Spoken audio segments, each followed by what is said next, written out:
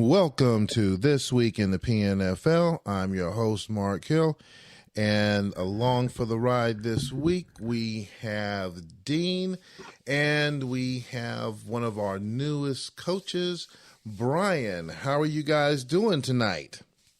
Very good. I'm doing great.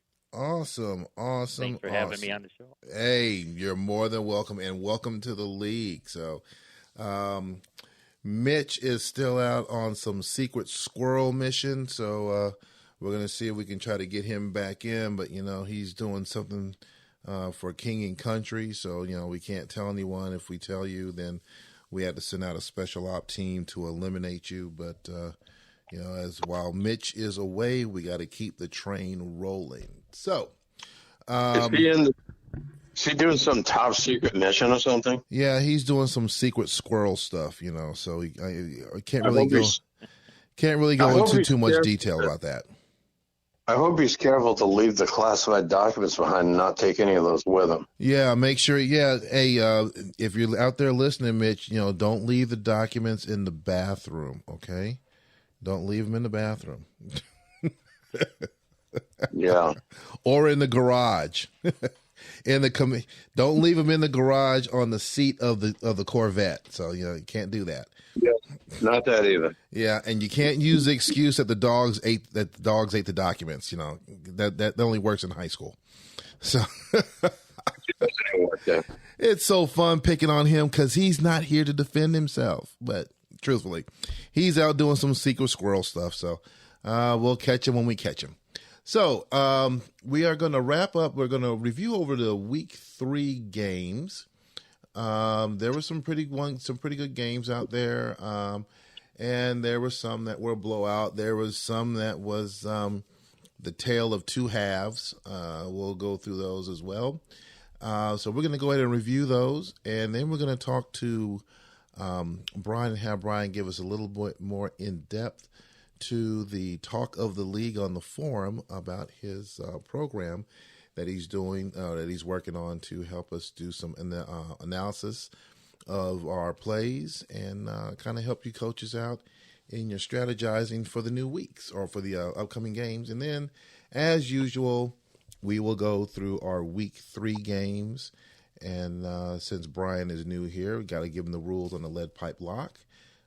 Basically, it's a game that as we run through them, you will see one that you just know you're putting all your chips on it because this is going to win. This is going to be a winner. So with all those set up, let's go ahead and jump into the games. First game that we have on the docket, we have New England going into Jacksonville to play the Jags. And definitely, Mox is having a little bit of trouble so far in this early season as Jacksonville took this game 28-20. We are going to start off with Dean. Yeah, the first thing I noticed that I'm going to mention about this is the player of the game is his rookie wide receiver, George, the mysterious George. No one knows where he came from. I understand he allegedly was like a 7th-year COVID senior at Chattanooga State Water Aquarium Community College. But, it's a real mystery. No one knows much about him. And allegedly he's really like 34 years old, and he claimed to be 24. And, I think that might be why he came into the league, believed to be maxed out in his talents. But he is quite good, and he's the player of the game.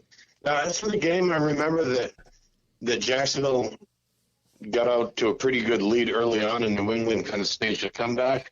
But in the second half, every time New England made the game closer, Jacksonville would score again, and Jacksonville did manage to hang on to an 8-point win here, 28-20. And Jacksonville's looked pretty good this season. They opened the season with a tough loss to the Jets, which the Jets are always tough, and of course beat my team in week 2, and now beat their rivals, New England. You might say, well, you may think Jacksonville's a much better team, but this is a rivalry, and that's the kind of rivalry where the better team doesn't always win. So this is a good win for Jacksonville. They're 2-1 and looking to be much better this year than the last couple seasons. All right. All right, Brian. So since you're new to this, let's get your take on it. What did you think about the game and going over the stats? What stands out with you? I think the rush yards for Jacksonville, man, they were able to move the ball definitely on the ground really well. 5.2 yards per carry. Their down efficiency is right up there, over 50%. So it looks like it was pretty much not as close as the score seems to indicate, just looking at these stats here. Yeah, just looking at the stats, I see that as well. I see from looking at Mox's his rushing. You happen to talk about the rushing stats. Mox is sitting there at 2.4 yards per carry. For 53 yards total. That's not going to get it done. Now on the passing front, he put up 268 yards, one touchdown, but 2 interceptions. So that's, I think that was one of the things that stood out. He had more time of possession as well.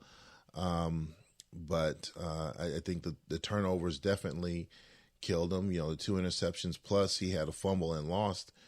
Jacksonville did the same thing, but those 2 interceptions, that's gonna kill you every time. And it's a stopper, and he can't have that. So, another rough week for New England, but I think Mox is definitely going to get back into it. He's not ready to throw the towel in, so he's going to keep slugging away and try to turn this thing around. Next game we have Houston going into playing Indy, and Mitch is definitely starting to fire things up as they took this game 24-16. We're going to start with you again, Dean. Yeah, this was, I figured Indianapolis would be tough in this game. They weren't going to concede anything to Houston, but Houston was a stronger team. They definitely beat them in overall yardage, 452 to 270, and had a bit of a stronger passing game. The higher percentage of completion, 65% versus 42%. Although Mayfield did throw 2 interceptions, he does have a tendency to do that at times. And doesn't appear that Indianapolis capitalized enough on those turnovers to win this game. But they did play tough. It was close. And I would say, Indianapolis is still probably going to be a pretty good team this year. All right. Brian, you're up. What do you got? Let's see here. Looks like, again, the rushing by Houston really well, 5.3 yards per carry. And if you can run the ball, you're going to win, I think. Oh, yeah. And let's look at the passing, too, Brian. You take a look at Baker Mayfield, 301 yards versus Kenny Pickett, 175, So pretty much all the way around, he just had him beat on both sides. That low percentage throwing, too, for Pickett, 13 of 31, is it's going to cause some drives to end early there, I would think. Yeah, definitely. Yep, 42% doesn't quite get it done. No, not at all. Not at all. Next game we have L.A. going into playing Pittsburgh, and Coach Corbett is, he still has some more work to do. We know he can do it because he's won the big one, so he can. He's just having a little bit slow getting out of the gate, but he's known to finish strong. But Pittsburgh took this game 24-10. Dean. Yeah, I'm kind of surprised with this. I know Pittsburgh is a good team and they would be tough, but I'm surprised to see the Chargers start off 0-3. The game looks statistically kind of close, but it's 2 touchdowns that Pittsburgh won by, and both teams didn't really move the ball a whole lot. 200 something, a little over 200 on both sides, and under 200 yards by both teams in passing. The rushing yards is innately 40 yards for the Chargers, 63 for the Steelers. That's not a whole lot, but on the scoreboard it's 24-10, and ultimately that's what matters. So I guess it will be interesting to see, what LA does this season. But yeah, you're right. That is a rough start. Start off 0-3. Yeah. So, and yeah, those four interceptions and the 4 interceptions. He had a fumble, but he didn't lose it. But he had the 4 interceptions. Brian, what do you see in this stat sheet that stands out besides those 4 interceptions? Yeah, I'm getting blinded by that 4 interceptions right there. Just Yes. sticking out. Yeah, that's the big thing. I mean, 40% completion percentage, 4 picks. Yeah, that's not going to get it done. So Pittsburgh really showed up defensively there on this one. Oh yeah, definitely planned it out. So next game we have Las Vegas going into Green Bay, and here's another team that is standing out as Vegas took this one 31-17. Dean. Yeah, I think there's a lot of talk about what a surprise Las Vegas is this season. Now, you remember most of last season, the Raiders were losing some close games, and I was telling y'all that they are improving and that they, you will start to see that. And, it was easy to doubt that by the end of last season. I think they finished 5-11 with a lot of those 11 being close games. But I think we're seeing that now. I believe the Raiders are 3-0 this season, and this game they played very solid against Green Bay. The yardage are similar, but again, the scoreboard is not so similar. And the Raiders quarterback threw two touchdown passes, and Willis for the Packers had just barely a 50% completions and didn't throw any touchdowns, no interceptions, but didn't throw any touchdown passes either. But yeah, I think the Raiders are definitely a candidate to play in postseason this year. Okay. Brian, what do you see? What do you got? Yeah, I agree with Raiders going to the playoffs. I mean, it's early to talk that, but they're in the driver's seat, just chugging along. Okay. Big receiving day there by Rodgers, 138 yards. Yeah, definitely. All right, next game we have our new coach, Brian in Denver, going into Minnesota, and another little rough outing, but a close game as Minnesota took this one 21-17. Dean. Yeah, likewise, this has been kind of a tough start to the season for Barney in Minnesota. I wouldn't expect that either, though he's played tough teams. He played Chicago one of those weeks, and they're tough to beat, and he did play them tough. This game, I think Denver has been playing teams tough, and I think Denver will get some wins this year. And this game was pretty close. The stats don't look as close as the score, and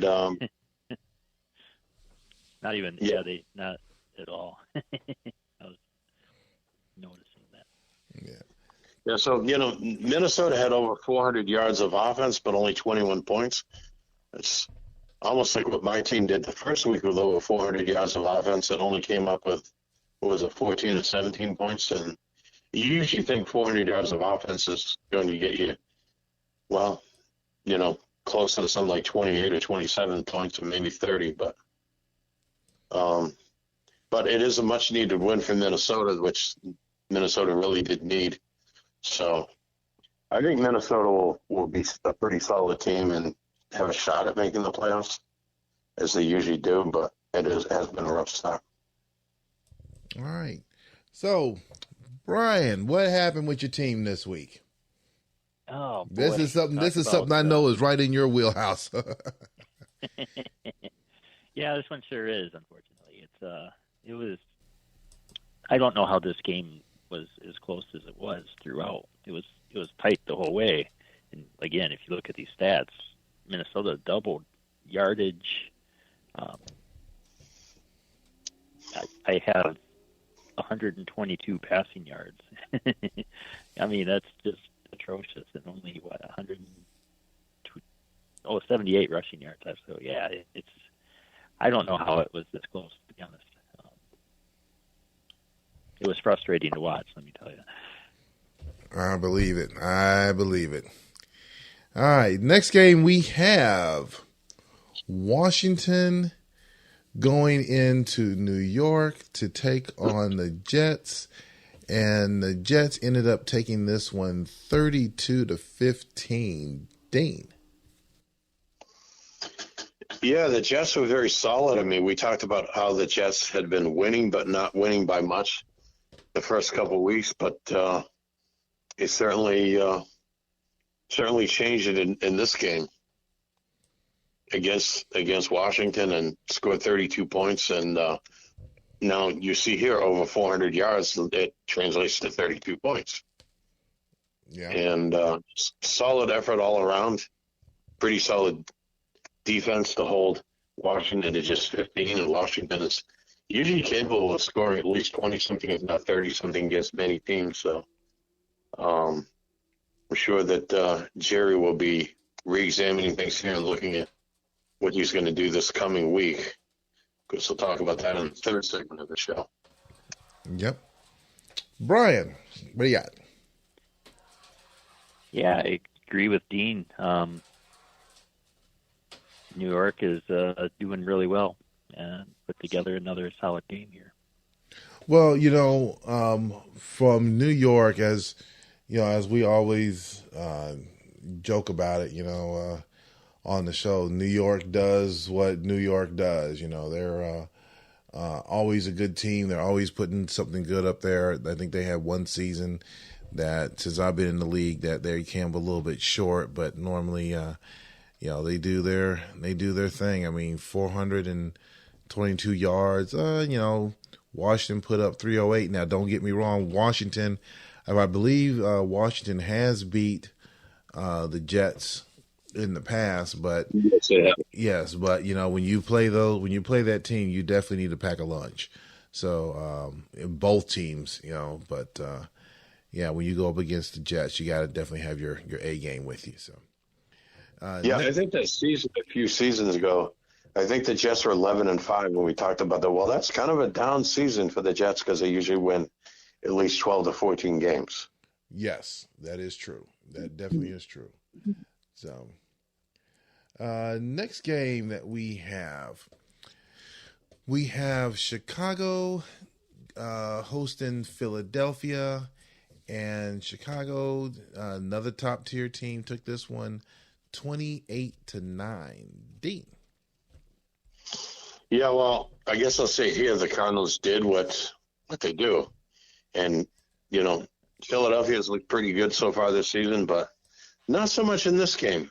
Just barely over 200 yards, only 60 yards of rushing, 3.5 yards per carry, only 172 yards worth of passing, one touchdown pass only. And it just doesn't get it done when Chicago's over 400 yards and scored 28 points, and Sam Darnold, their quarterback, is player of the game yet again. And this is pretty solid win for Chicago. Yeah. Brian. Yeah, I totally agree. Chicago just keeps rolling, continuing from last year. Last season, I should say. Oh yeah, as you see these teams go through, getting a good start, I think that's definitely important for these teams, and and if you can carry that momentum on from the previous season, it definitely helps out with them going forward. So definitely a good thing for them. So next game that we have, as we are coming to wrap this up, we're almost done. Who do we have next? We have Atlanta hosting the New York Giants, and good game going back and forth, but our guy came up a little bit short as the Giants took this one 21-14. I'm going to mix this one up, and I'm going to have Brian pick up on this one, do the lead off on this, and then we're going to follow on with Dean. All right, Brian, you're on deck. All right. What I noticed with this one is Atlanta really did move the ball well. Average per rush at 5.7, over 100 yards rushing, decent pass statistics. Third down is 50% compared to the Giants' 30. Just looking at these stats, it's like, how did they not pull it off? Besides that, except for the 2 interceptions, those had to be the killer, I think. Definitely. All right, Coach, what happened this week? Yeah, the 2 interceptions were definitely part of the issue, and missed opportunities, just like the first game against the Giants. I mean, you can move the ball downfield, but if it doesn't translate to points, you don't put the ball into the end zone and score. You don't kick or make field goals, and there were no missed field goals here, but just lack of offense. The defense wasn't bad, and it was probably a little better than the 21 points indicated. I believe that the Giants scored kind of late in the game, just like they did in the first week. But the offense here was just entirely ineffective. I mean, there's some pretty decent rushing in this game, but the passing game was subpar, to say the least. And the 2 interceptions, just not a good day on offense, and it wasn't enough to win. Yeah, just a little bit short, but hey, it's a little bit rough day out there. But hey, you got to. There's always another week coming up, and just kind of shake it off, and then kind of keep it moving. So, all right, last game on the list, we have Seattle hosting San Francisco, and I mentioned it early on. Definitely the tale of 2 halves. First half, it looked close. Actually, the first half was close. Second half, San Francisco made the adjustment. Seattle did not, as San Francisco took this one 27-10. Dean. Yeah, this is another case where both the stats and the score were pretty, not really even. It seems like San Francisco has been pretty effective, and Charlie's been putting together pretty good game plans for these games, and his team is looking pretty good, and pretty good balance between rushing and passing. Over 134 yards of rushing, 253 yards of passing, so it's pretty good balance both ways, and it's working out pretty well. And the defense for San Francisco played pretty well, especially in the second half. So at least another win for San Francisco, and we can't count the 49ers out of possibly making postseason. Well, it's going to be tough with the probably at least 2 teams in the NFC East have a shot, and certainly I would say at least 3 teams in the NFC West have a chance. So there's only 4 playoff spots, so probably one of the pretty good teams is probably going to have to stay home week 17. Yeah, definitely. Brian. Yeah, so I saw the beginning of this game, and Seattle took the ball and drove right down the field for a touchdown. So they were up 7-0 right at the start. Long drive, a lot of plays, and I thought they would be able to keep it up, but San Fran really buckled down and shut them right down after that. Yeah, I Injury to your quarterback in this game? I know Hurts played most of the game, apparently. Yes, my quarterback did go out. We early on we did lose Zach, so he was definitely took his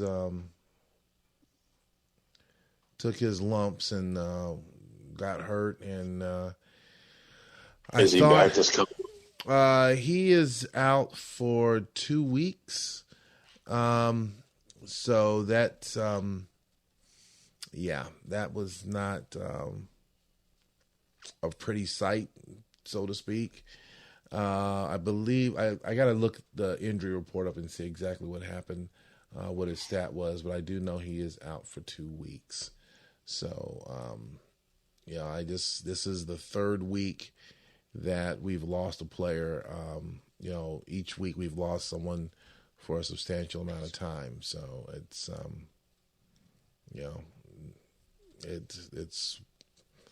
it's what it is. So just gotta buckle down and keep going. That's all I can do. All right, so quick run through the games. A little bit longer than we had anticipated, but hey, we got through it.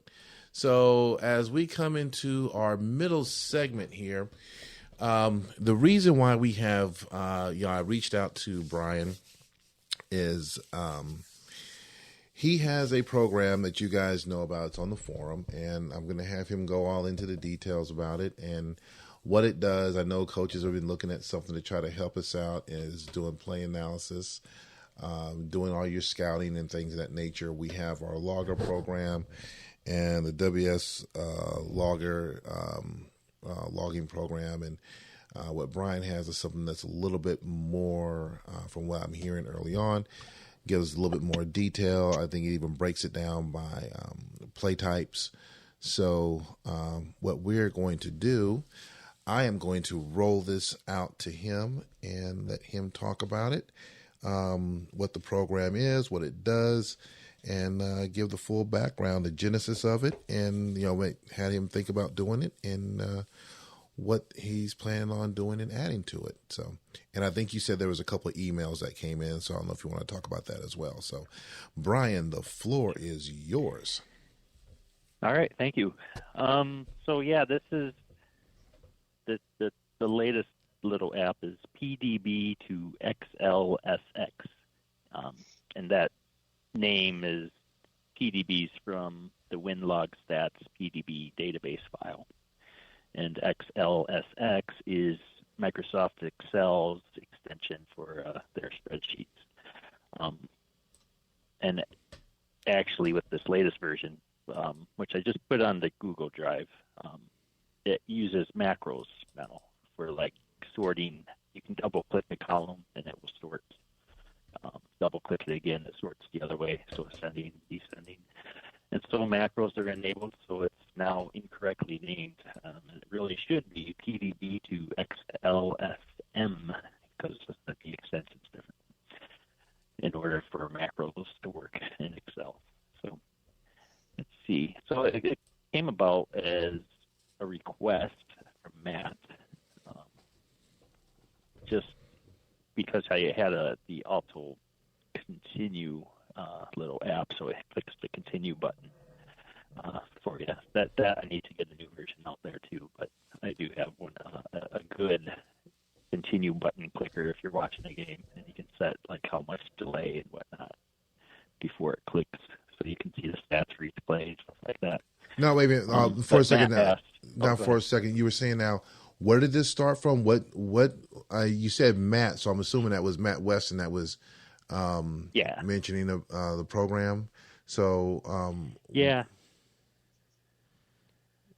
Sorry. Matt Weston emailed and said, "Hey, it looks like you do some tech stuff. What about like converting this WinLog Stats PDB to Excel?" And I was like, "Well, that's a great idea." Or I don't remember if he asked for Excel specifically, but it was like, yeah, I can do something. I was thinking of going to like a CSV file, which is a kind of separated values. But no, it's been several iterations now. So the first version is kind of clunky. It's gotten better and better. So like I said, now you can double-click columns and sort data automatically. Because it's Excel, you can add your own columns to do calculations if you want to do formulas in Excel to calculate things differently. You can filter out teams, stuff like that. Oh, it also totals the stats for all plays, so kind of like the scout thing. I think Charlie sends out with the best plays, so you can take like a season of log files is what I am testing with, putting them into WinLog stats to generate a PDB. Then this application takes that PDB and converts it to the Excel. So it's got a full season's of stats, and you can sort by and figure out what plays work best, stuff like that. Okay. I'll say it's a Python script, so you do have to install Python and a couple Python libraries. But there's directions in the zip file that the script is in. It walks you through even installing Python. So, Okay. and that's what Dean was asking me earlier before we started tonight about some instructions issues I have to get back to him on. So. Okay. So you have because right now as you were giving your explanation on this, I have the program up, and it opened up for me. It's a docx file, so it's going to open up in Microsoft Word, and so basically we download. Once we download it off the forum, and then we go to the Python website. Just click on it where it says install Python. Do a control click. Make sure the path is added, and then just go through the whole setup. Obviously, if you can use administrative privileges, that kind of helps things out. And as I see here, you also want to, I think you said we do a check here. There's a command to do the check to make sure that the path is there properly, it's working properly. So once you have it, and hopefully I didn't miss on this. So once you have it already installed, everything is set up.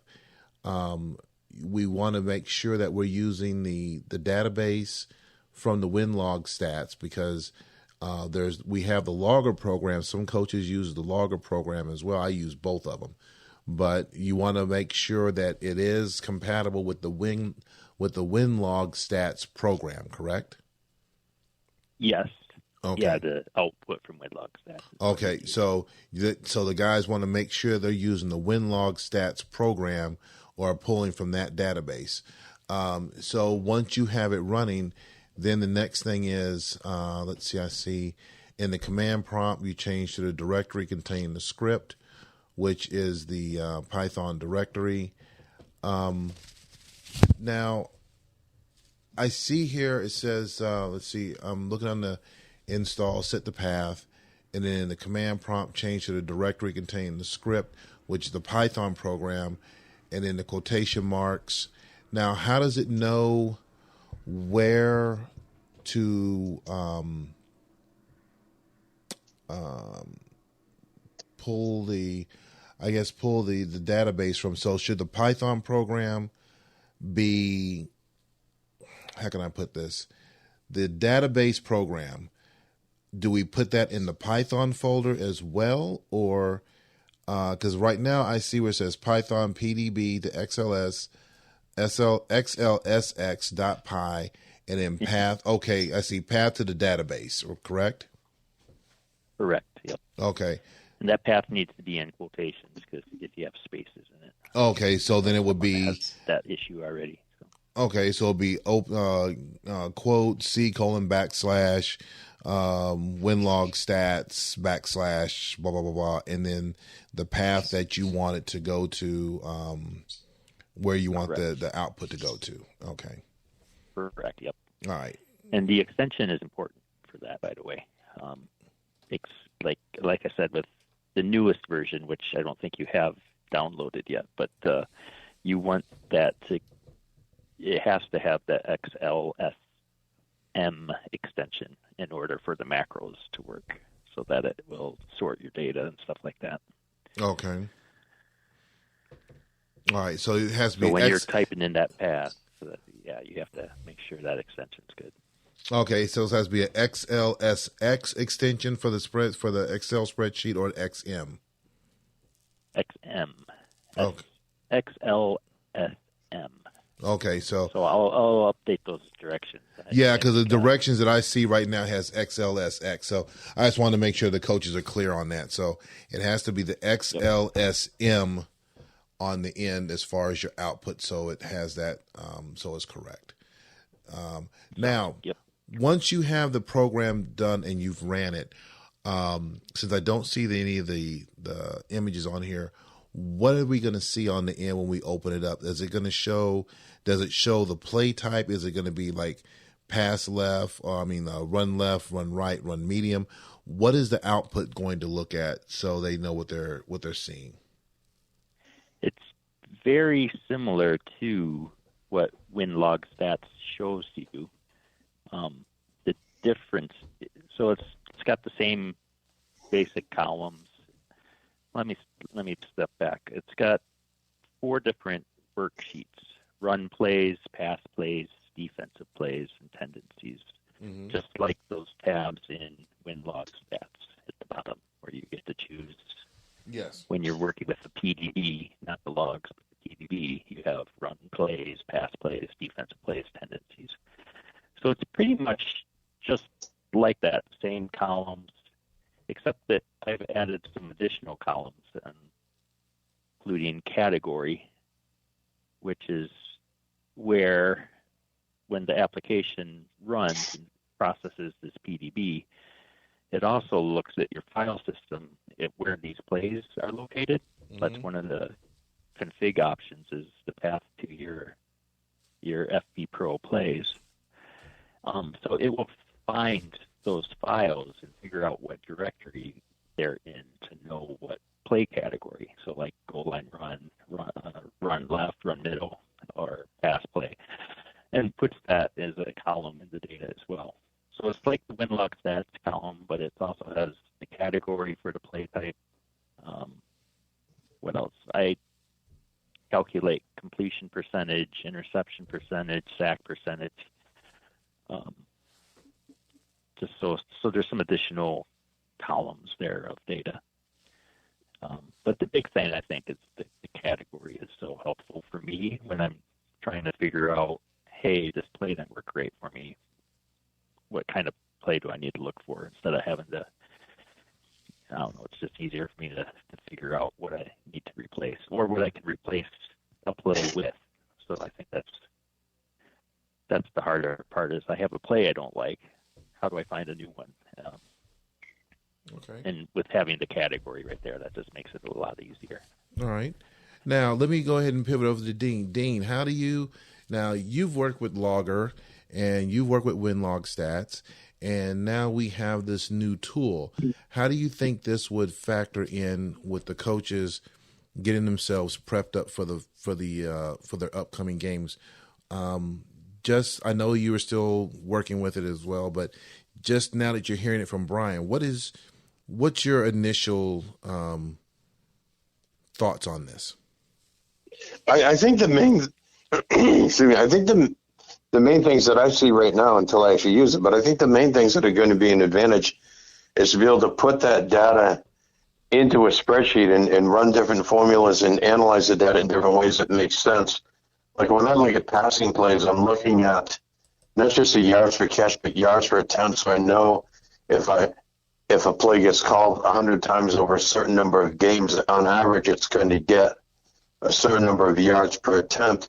And that makes it also more comparable to running, because in the running plays, you know yards per attempt, but you can get that in passing too. So if you know a short passing play gets called 100 times and it gains 500 yards, you know it's 5 yards per attempt, and then it's evenly comparable to, at least you know that on average you're gaining 5 yards per attempt, so you're calling a short pass on first down. Or if you're looking at something to call on 2nd and 5, you want to look at least over 5 yards per attempt, because you want to know how often that you're going to, get a first down on 2nd and 5, for example, or if it's 3rd and 1, plays, whatever the case is. And the other thing I noticed that I mentioned last week with WinLog Stats, it doesn't sort the data very well if you're looking for example, higher completion plays. And I know some people, like Mitch and others, are a little bit more advanced in what they do in spreadsheets than I am, so they're able to do things like get a sorting of all the short pass plays, for example, like pass short right plays. Look at all the pass short right plays that get at least 5 yards per completion that are above a certain completion percentage, because then if you're looking for plays that are 65% completion, completion percentage for at least 5 yards, then you know those are the plays that you would put into your game plan that will more effectively convert, say, like 3rd and 2 through 5. So I think a lot, and even on defensive plays, you can sort plays by under a certain number of yards allowed per attempt on rushing, under a certain number of yards allowed on average against passing, and you can, sort plays that are under certain numbers. It just makes it a lot easier than trying to read the raw data and win-log stats where it doesn't sort things very well. You can't run any formulas. Even the defensive plays, you can do formulas where you can calculate how many yards the plays are giving up to rushing, how many against passing. You can calculate the percentage of times that they sack the offense, or on passing plays on offense, or running plays, you can calculate the percentage of times they fumble. So plays that are about a certain percentage of fumbles, you might say, okay, those plays fumble too often, I'm not going to use them, even if they have good yards per attempt numbers. On passing plays, you can screen out plays more easily that get sacked too often or give up too many interceptions. Or you can also look at, and I know some team owners, some coaches look at, what percentage of times does that play, a passing play, especially like medium passing plays, what percentage of times do they score touchdowns? So you can look at issues like that and try to figure out ways to make your offense a little bit more aggressive and, hitting longer pass completions. So there's a lot of things like that this will, from what I can see right now, allow to be done. There's a couple of glitches in my setup of it that I'm going to work with Brian and getting cleared up. And so I haven't actually used it yet. Once I use it, I think I'll be able to see what other advantages that this might allow. But even from what I can see right now, it's definitely going to make that process. So there's a few different processes when it comes to simming games and looking at that data, or running games against the team you're playing this given week. It would also be useful in the process of simming games to test out new plays and then analyzing the data to see whether a new play is effective, to analyze the same issues, not only the completion percentage and yards per catch, but you can look at yards per attempt. You can look at, a lot of the things that what I've done when testing plays is like manually enter that into a spreadsheet and run formulas on it. Well, now this is going to export it to a spreadsheet, and we can do a lot of that work. Save all that time of manually entering data for win-loss stats, because this is going to convert us. So I think it's going to be very useful. Okay. All right. So before we wrap this segment up, moving to the last part, is there anything that you wanted to add to this, Brian? There was, and I can't remember it. And I did just find a bug, so I have another bug to take care of. But, okay. All right. Well, what I can say is this, and I guess I'll repeat at the end of the show, is like, if you guys have any questions, I'm going to put you on the spot now, Brian. If you have any questions, reach out to him. You also have the WhatsApp. So, I think a lot of guys have been jumping in and joining in with the WhatsApp setup, so we can, get information based off of that as well, as far as communications as well. So, definitely, I want to say thank you for taking your time and your skills and talents to get this set up for the league, and I think definitely it'll be a big help to the league going forward. So you guys go out there, take it out for a spin, and reach out to him if you have any questions or bugs. So. Yeah, definitely let me know if you find anything that's not working right. Okay. Or need help getting it set up. So, yeah, Dean, I'll make sure I hit you up after this, too. And, yeah. Okay. All right. So we're going to go ahead and pivot over to our last segment. Run a little bit long. Hopefully we didn't overbore you guys with that, but I think it's kind of exciting with this program coming up. So as we jump into our week 4 games, we have quite a bit on the docket over here, being that this is Brian's first time on the show, and we have someone else filling in for Mitch doing the picks as we go through the games. We'll give out the point spread. Obviously, you take a look at it, look at the stats and what you've seen so far this season. You will get a lead pipe lock, which basically is something that you're looking at saying that, yeah, this is a surefire win. You get one lead pipe lock, so you can either use them early on, you can use them towards the end. Hell, you can even use it on yourself, but I don't think we ever used a lead pipe lock on ourselves. Have we, Dean? I don't think so. No, I don't believe we have. Yeah, and we have no one's put a lead pipe lock on the team they play against either. Yeah, this is true. So we haven't done any of that. So, all right. So if you guys are ready, we are going to go ahead and jump right in with the games. So first one on the list, we have the Jets taking on the Patriots.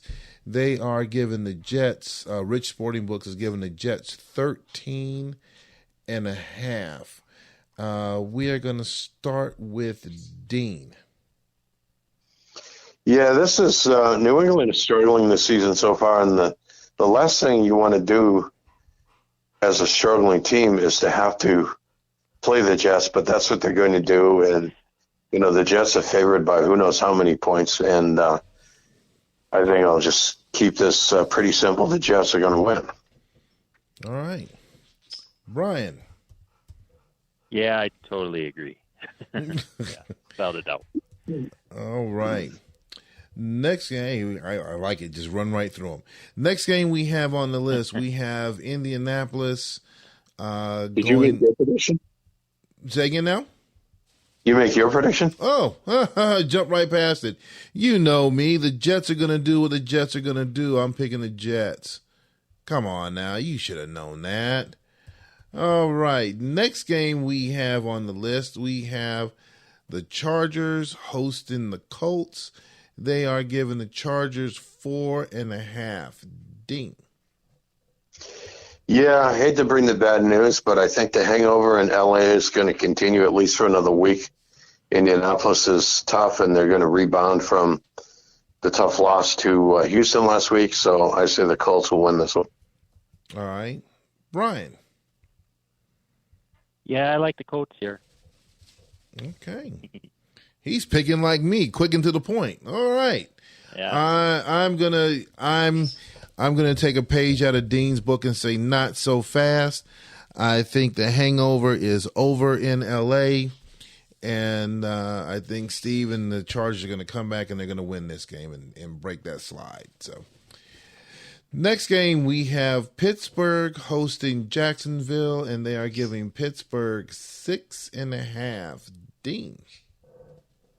Yeah, I'm calling for the upset here. I think Jacksonville is for real this season. I think they've made some real improvement coming into this season. So Jacksonville pulls off the upset. Might be close. Wins at Pittsburgh. All right. Brian. I think I'm going to go with Pittsburgh on this one. Okay. I'm going to take this a step further. I think Pittsburgh's going to put some good numbers up this week. I think they're going to end up taking this game and winning it, and I am so certain of it. I am telling everybody to take out that second and third mortgage, push all your chips in there, and place your money on Pittsburgh for my lead pipe lock this week. I'm starting this one off. Next game, we have Las Vegas going into Houston to take on Mitch and the Oilers. They are giving the Oilers 7.5. Dean. Well, I told you all most of last season about how much Las Vegas is improving. I said it earlier, and I think we're going to see it. They're the visiting team, but I think they're going to play tough defense against Houston, and they're going to effectively score in both halves. We're not going to see a second on let half. The Raiders are going to win at Houston. Yeah, this is an upset. I'm calling another upset. But, yeah, the Raiders are going to win this game. Okay. Brian.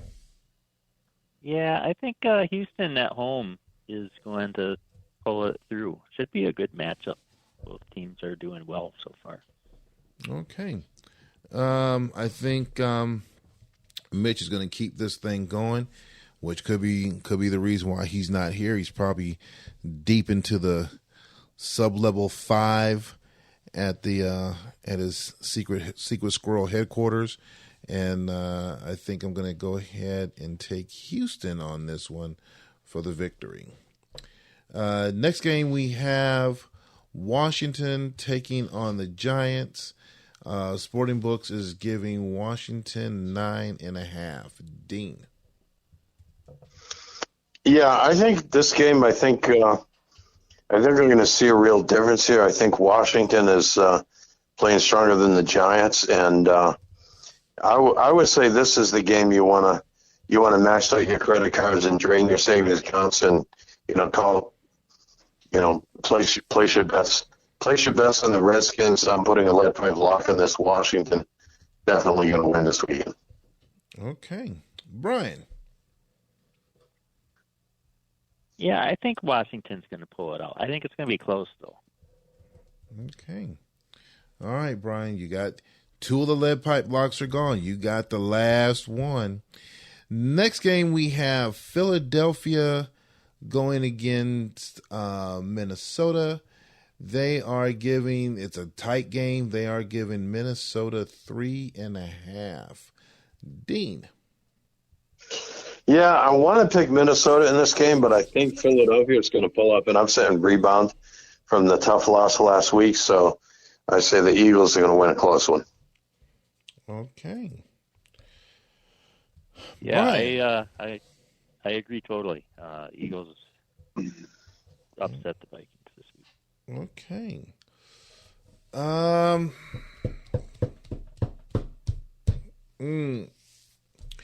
See, if Mitch was here, Mitch would have his little Vikings cheerleader outfit on. I'll do my impersonation of Mitch. I will, because he is out, I will take Minnesota this week for the win. It's going to be a tight one. Could possibly go into overtime, but I'm going to go ahead and take Minnesota for this one. You're not predicting another overtime game for Philadelphia, are you? Yes, and I had am. 2 already. I just did. So, all right, next game we have Atlanta going against Green Bay. This is a pick'em game. We are going to start with you, Brian. Well, at least one of these teams will have a win after this week, so that's good for one of them. I think Dean's going to pull it out. I think you got it in you, Dean. All right. Are you going to lock this one in? You got 3 games. You got this one and 2 more left. So you're going to. Actually, if I get to lock one in, can I do the Jets games? Is it too late? No, you can lock the Jets in. Let's lock the Jets in. Oh, come on. Now you can make it a little bit more of a challenge. Sorry, right, Mox. Sorry, Mox, but the Jets are going to do what the Jets do. So, but if you want that one, you can, or you want to hold. I think this would be the one to do it. Yeah, let's do it on this one. Let's go with the Falcons. Okay. All righty. No, don't let me down, Dean. No pressure over there, Dean. You're up. Yeah, this is a matchup between 2 teams that are 0-3. It makes you wonder if this is like a early look at the Saco Bowl, but others might predict that perhaps Atlanta versus New England later on might be actually the Saco Bowl. So the game is at Green Bay, but that isn't going to phase us. I think it will be a close game, and I'm predicting I don't know if it's an upset. Is this a pick'em game? What's the spread on this? This is a pick'em game. No, you can't even call it an upset. Nope. Okay, the visiting team by at least 1 point. I guess you can't call it an upset. We can't even tell our players that the other team is favored, and you have to, beat the odds. It's a pick'em game. Yep. So, all right, 2 more games we have on the list here. We have Chicago going in to play San Francisco. They are giving Chicago 9.5. Dean. Yeah, I think this is like most weeks predicting that the Jets are going to win. Chicago is definitely going to win. San Francisco is playing good, and they're playing tough, and they're at home. But I think Chicago is just a little bit too strong for them. Chicago wins, probably a close one, respectable, but still Cardinals win. All right. Brian. I think San Fran's due for the upset over here, over Chicago. Okay. Oh, I'm going to carry that roll on from last week, I see. Okay. Last game that we have on the docket. We have Seattle going up against Denver. Wonder how this is going to turn out. Dean, you're up. Well, this is the backup quarterback, Jalen Hurts, going against the rookie. And I think it'll be a close game. Seattle is the visiting team, but I think it could go either way, but I'm going to predict a very close win by Seattle. Maybe by 1 or 2. This could go into overtime. This could be like a 24 tie going into overtime. That's possible too. Brian, what do you got? There could be a quarterback controversy brewing in Denver, so it's to be determined which quarterback will be going here between Stroud and Young. Okay. Just throw that up in the air, but I think Denver's due. I think with all this new tool stuff I have, I think the advantage is all mine. Okay. All right. So as far as Seattle's concerned, we're going to use those tools also. This is going to be a very close game. You guys know who I'm picking. Go Hawks, as always. This is definitely going to be an interesting matchup. Definitely got to try to get back to 500. So I'm not trying to give you too much locker room material to pin up on the wall. I will just say that this will be a very good game. We're going up to Denver. It's just going to be an honor to be on the same field as Brian, the new coach in the league, to go out there and play. I'm just hoping that my team puts up a good showing. It's going to be a tough one out there, but it's just going to be an honor to just be able to share the same field with you and try to put my best foot forward to see what my boys can do. I appreciate that. And, likewise. I was waiting for Dean to jump in there and have something to say. Yeah, I heard a little Mitch coming out there with this whole business, but it being an honor to share the field with him. I know that was his.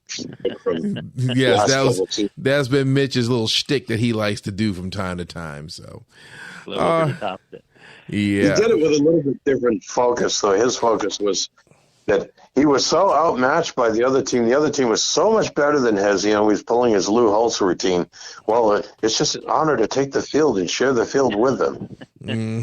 Just an honor. All right, we're coming up on the 1 hour mark, so let's go ahead and wrap this thing up. So definitely want to say thank Brian for coming on the show, first time on the show.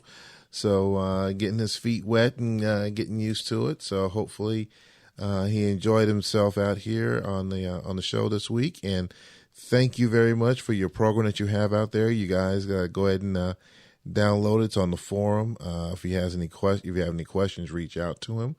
So before we wrap up, any final comments that you have, Brian, before we call it a day?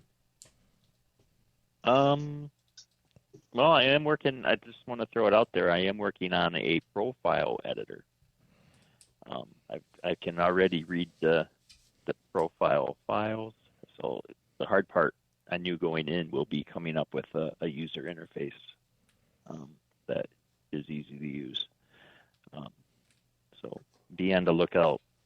Probably another month or so. But I think it will be handy because I struggled to update my profile in the game. I couldn't even get timeouts to turn on when I wanted them to. So it's like, oh, geez. Okay. All right. Definitely good job. Dean, any final words for you? Take us home. Yeah, that will be useful too, because there are some annoying glitches that happen in attempting to edit profiles that kind of plague us. But I would say good luck everyone in their games this weekend. And with that being said, there's only one other thing left to say. As Mitch would always say, let's get it. Let's get 'em. All right. Thanks for having me, guys. Appreciate it. Mm-hmm.